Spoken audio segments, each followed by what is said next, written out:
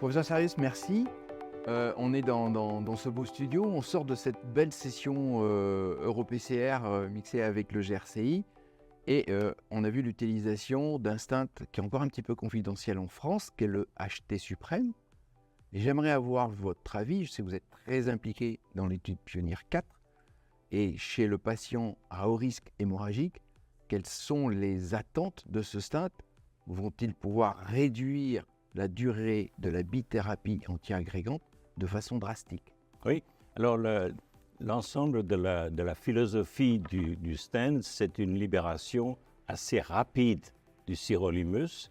Il y a un pic aux alentours de 18 jours, et puis le taux de sirolimus chute en dessous du niveau inhibiteur.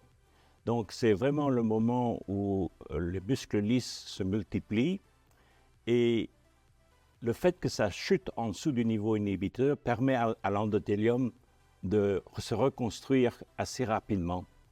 Et ça, évidemment, c'est essentiel chez quelqu'un qui a une tendance au saignement, et on réduit la thérapie, la double thérapie antiplaquettaire au premier mois.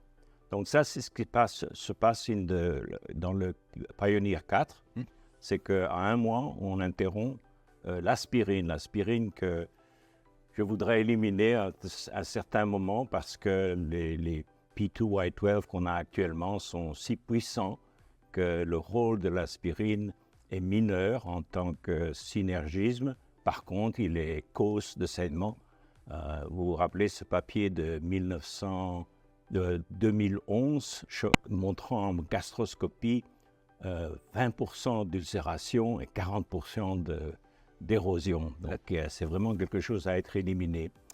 Et quand on compare, et c'est vraiment préliminaire, quand on compare Pioneer 3, qui est le 3, qui est l'étude FDA, 5 ans de follow-up, il est clair qu'on n'a rien perdu, mais on a gagné après, on a gagné dans les 30 premiers jours, et on a aussi gagné un petit peu dans le suivi qui est incomplet maintenant, mais qui progresse. Et cette technologie, elle est issue d'un savoir français.